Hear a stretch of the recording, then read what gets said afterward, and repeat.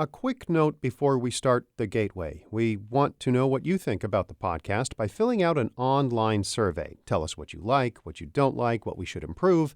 The survey is at gateway.show. That's gateway.show. Now, the podcast. From the St. Louis Public Radio Newsroom, this is The Gateway. It's Friday, February 28th. I'm Wayne Pratt. Ahead, the Underground Railroad helped thousands of slaves escape before the Civil War. The nationwide network of footpaths and safe houses winds through the St. Louis region. Some are known to experts, but most of those stops never made the history books. Power plays a big part in what history the society chooses to remember, and African American history oftentimes gets buried under other kinds of history. St. Louis Public Radio's Eric Schmid tells us why many signs of the Underground Railroad are difficult to find. First, the headlines. As the coronavirus continues to spread, health officials and doctors are working to limit the number of cases in the U.S.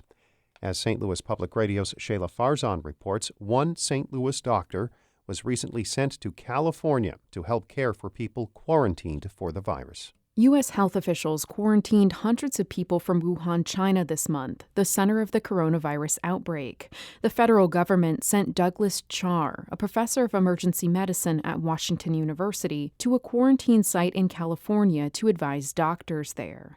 He says most of the patients quarantined at Travis Air Force Base didn't show any symptoms. They're in quarantine, but they're essentially healthy. It's sort of like you got a forced day off from school and you're just hanging out at home. There have been no confirmed cases of coronavirus in Missouri yet, but Char says the situation is changing quickly and could become a pandemic. I'm Shayla Farzan, St. Louis Public Radio. The Illinois Department of Public Health says 70 people in that state are described as persons under investigation for coronavirus. 2 people have final results pending. That includes one who checked into Belleville Memorial Hospital. The patient has been referred to the state's health department for further testing. Those results should be back in a few days. A South St. Louis hospital has new leadership, and many are hoping it will be enough to save the facility. St. Alexius Hospital on South Broadway and its parent company, AmeriCorps, filed for bankruptcy in December. Alderwoman Kara Spencer's ward includes the hospital. She hopes new management will be able to turn it around. They are providing health care to people who otherwise don't have access to it, and so they do play a critical role here. AmeriCorps has named St. Louis-based physician Sonny Sager as the hospital's new chief executive officer. Officials say close to half the hospital's patients are uninsured. An effort begins tomorrow to increase funding for early childhood education in St. Louis County. St. Louis Public Radio's Ryan Delaney reports advocates want voters to consider a tax increase in November. The Ready by 5 campaign says a half-cent sales tax increase would raise $84 million a year to put toward improving quality and access to early childhood education. Brittany Hogan is a fellow with the We Power community organizers. She says expanding early childhood education is an important investment. There are many families who access early childhood education, but there are a lot of families who can't really afford to. And so you see the disparities when it comes to when we talk about being ready, like Ready by 5, what it means to be ready for kindergarten. State funding for preschool has increased in recent years, but only 2% of 4-year-olds across the state attend subsidized preschool. On average, unsubsidized care costs more than in-state public college tuition. I'm Ryan Delaney, St. Louis Public Radio.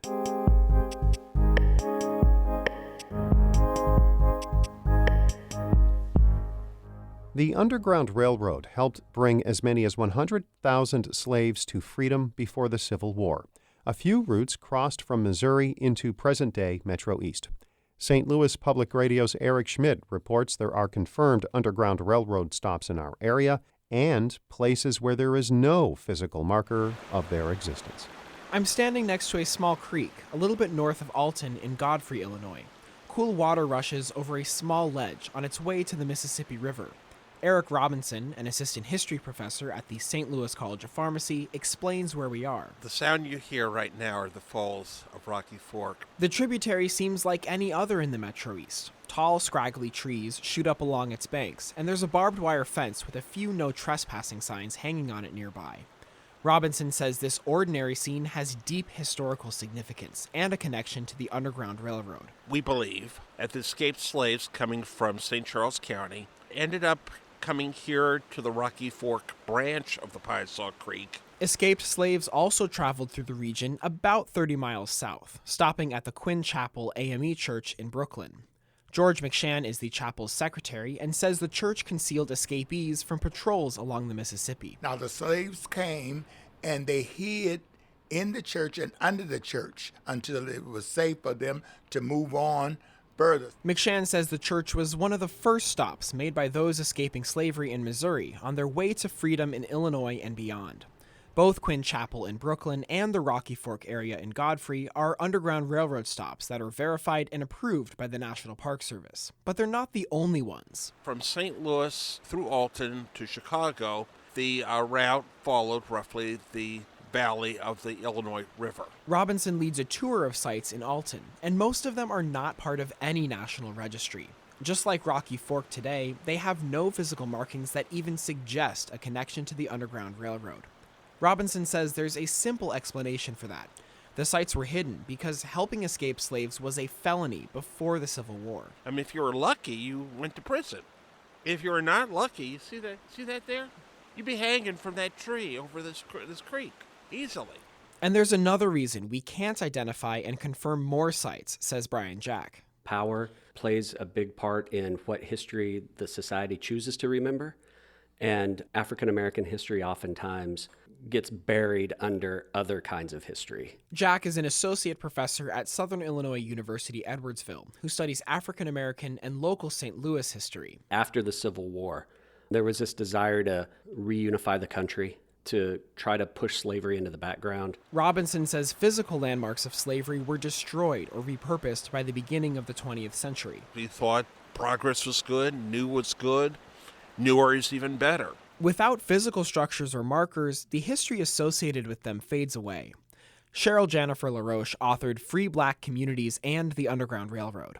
She says many researchers avoided the Underground Railroad because it was rooted in lore and myth. Many noted historians wouldn't touch that field, wouldn't really go there because if you're a serious historian, this is not something that you're going to be studying. LaRoche says that's now starting to change. She adds many parts of Black history have been shut out of written historical records because education and literacy were suppressed or outright forbidden for Black Americans. LaRoche says historians devalued the way that Black communities traditionally shared their past through storytelling. If these very same things that I received orally had been written, people wouldn't have so much trouble with the believability of it. At Quinn Chapel, McShann remembers the stories older parishioners told of the church's role fighting slavery. They didn't write a whole lot down, but they got up and talked about it. The only thing that we have that hold on to is the history of the church. He says he wanted the chapel on the National Park Service registry so that its history will remain, even if the church doesn't. Reporting from Madison County, I'm Eric Schmid, St. Louis Public Radio. Our Holly Edgell edited that report. Shula Newman is the executive editor of St. Louis Public Radio. Music by Ryan McNeely of Adult Fur. Have a great weekend. I'm Wayne Pratt, and from the St. Louis Public Radio Newsroom, this has been The Gateway.